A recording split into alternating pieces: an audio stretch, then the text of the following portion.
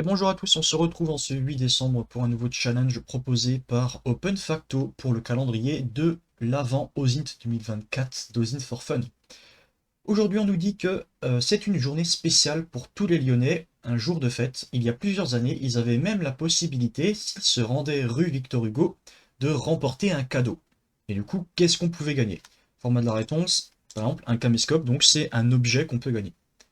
Ici à gauche, on voit qu'on a une sorte de pancarte qui a été découpée, où on voit que 3 jours de chance chaque semaine, venez tous rue Victor Hugo. Alors ce challenge, on pourrait croire qu'il est un petit peu complexe, mais en fait il se résout assez facilement. Je vous invite à aller voir ma vidéo de résolution sur ma chaîne YouTube qui sera directement dans la description. Vous allez voir que j'ai beaucoup galéré parce que j'ai pas fait des choses de base. Donc ici, comme seule information, bah, potentiellement on a juste ce qui est écrit directement sur la pancarte. On sait que c'est un 8 décembre, on sait que c'est une journée spéciale. Donc, qu'est-ce qu'on va faire? Ben, on va simplement googler 3 jours de chance chaque semaine. Venez tous rue Victor Hugo. Là, si on regarde ici, il n'y a pas grand-chose qui ressort. Mais si on va dans les images, comme par magie, paf, premier lien, on a quelque chose qui a l'air de ressembler à notre pancarte, là qui a été découpée. Donc si on se rend sur le site du progrès.fr, qu'est-ce qu'on voit?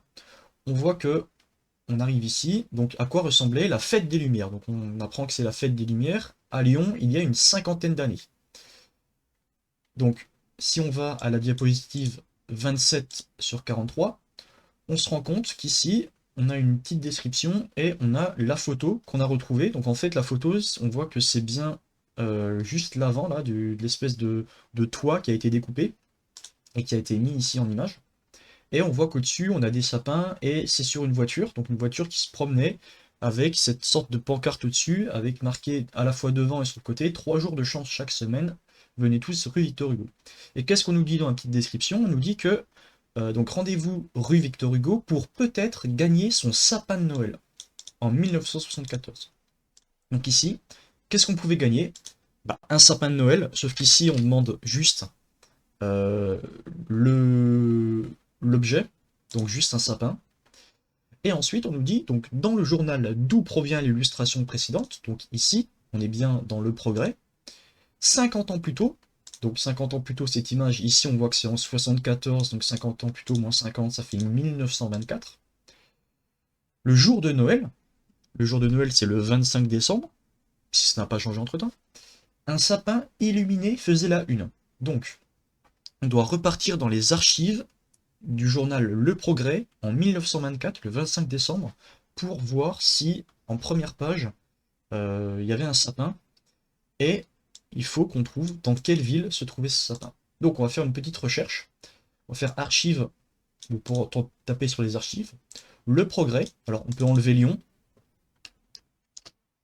voilà, donc Le Progrès c'est le journal, en 1924. Pour ceux qui ne connaissent pas Gallica, vous allez voir, c'est assez impressionnant. Gallica, c'est justement une sorte de banque qui va stocker toutes, beaucoup de journaux et de différents documents d'époque. Et là, si on va voir, par exemple, pour le Progrès, on voit qu'il y a des enregistrements qui remontent, en tout cas dans la base de données, qui remontent jusqu'à 1859.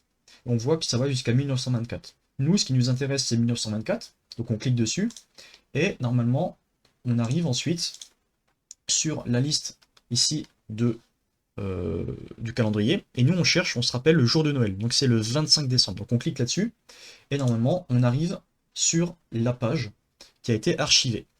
Donc ce qui est intéressant ici, c'est qu'on peut même zoomer. Vous voyez que là, paf, on peut zoomer, on peut même aller très très proche, et la qualité est assez incroyable. Et comme ça, on peut relire des documents d'époque. Donc là, c'est du 25 décembre 1924. On se souvient ce qu'on cherche.